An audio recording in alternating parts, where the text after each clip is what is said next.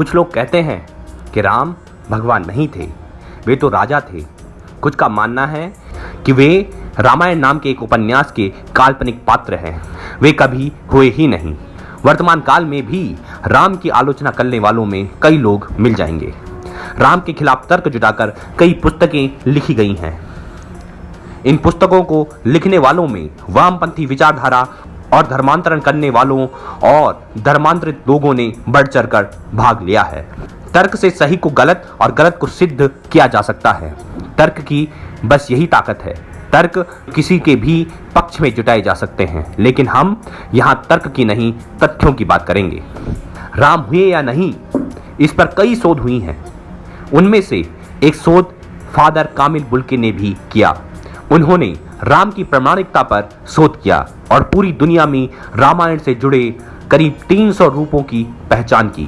राम के बारे में एक दूसरा शोध चेन्नई की एक गैर सरकारी संस्था भारत ज्ञान द्वारा कुछ वर्ष पूर्व पिछले 6 वर्षों में किया गया था। उनके अनुसार राम के जन्म को हुए 7123 वर्ष हो चुके हैं।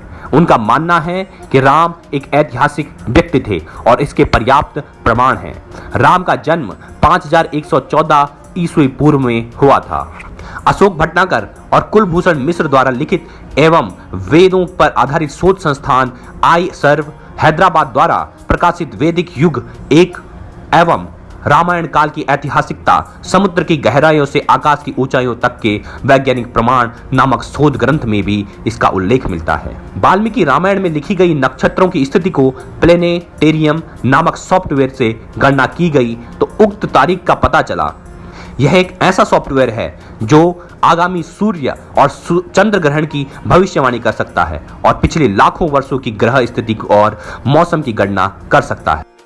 मुंबई में अनेक वैज्ञानिकों, इतिहासकारों, व्यवसाय जगत की हस्तियों के समक्ष इस शोध को प्रस्तुत किया गया और इस शोध संबंधित तथ्यों पर प्रकाश डालते हुए इसके संस्थापक ट्रस्टी डी.के. हरी ने एक समारोह में बताया था कि इस शोध में वाल्मीकि रामायण को मूल आधार मानते हुए अनेक वैज्ञानिक, ऐतिहासिक, भौगोलिक, ज्योतिषीय और पुरातात्विक तथ्यों की मदद ली गई है। इस समारोह का आयोजन भारत ज्ञान ने आध्यात्मिक गुरु श्री श्री रविशंकर की संस्था आर्ट ऑफ लिविंग के साथ मिलकर किया था। कुछ वर्ष पूर्व वाराणसी स्थित श्रीमद आद्य जगतगुरु शंकराचार्य शोध संस्थान के संस्थापक ज्ञानानंद सरस्वती ने भी अनेक संस्कृत ग्रंथों के आधार पर राम और कृष्ण की ऐतिहासिकता को स्थापित करने का कार्य किया था। एक शोधानुसार लव और कुश की 50वीं पीढ़ी में शल्य हुए, जो महाभारत में कौरवों की ओर से लड़े थे। यह इसकी गणना की जाए तो लव और कुश महाभारत काल के 2500 वर्ष पूर्व से 3000 वर्ष पूर्व हुए थे, अर्थात आज से 6500 से 7000 वर्ष पूर्व। Nepal, Laos, Kampuchea, Malaysia, Cambodia, Indonesia, Bangladesh, Bhutan, Sri Lanka, Bali, Java, Sumatra और थाईलैंड आदि देशों की लोक संस्कृति व ग्रंथों में आज भी राम जिंदा है। दुनिया भर में बिखरे शिलालेख, भित्ति चित्र, सिक्के, राम सेतु, अन्य पुरातात्विक अवशेष, प्राचीन भाषाओं के ग्रंथ आदि की से राम के होने की पुष्टि होती है। रामायण को वाल्मीकि ने राम के काल में ही लिखा था, इसीलिए इस ग्रंथ को सबसे प्रामाणिक ग्रंथ माना जाता है। रामायण और महाभारत यही ग्रंथ मूलतः हिंदू इतिहास और राम और कृष्ण की प्रामाणिक जानकारी देते हैं। यह मूल संस्कृत में लिखा गया ग्रंथ है। इसके अलावा पुराणों में वर्णित इतिहास को मिथकीय रूप से लिखा गया है, जिसके तथ्यों के क्रमबद्धता नहीं है। दरअसल यह कर्मकांड और पूजा पद्धतियों पर आधारित इतिहास कथाएं हैं।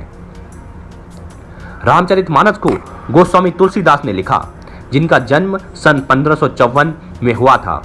गोस्वामी तुलसीदास ने रामचरितमानस की रचना अवधी भाषा में की। रामायण से अधिक इस ग्रंथ की लोकप्रियता है, लेकिन यह ग्रंथ भी रामायण सहित अन्य ग्रंथों और लोक मान्यताओं पर आधारित है। बर्मा को पहले ब्रह्मादेश कहा जाता था।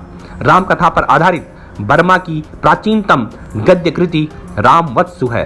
लाओस में राम कथा पर आधारित कई रचनाएं हैं, जिसमें मुख्य रूप से फ्रलक, फ्रलाम, राम जातक, ख्वाय, थोरपी, पोमचक विश्व के अनेक देशों में रामायण की पांडुलिपियां मिल जाती हैं, जिसमें पेरिस से लेकर के तिब्बत तक सारे देश शामिल हैं।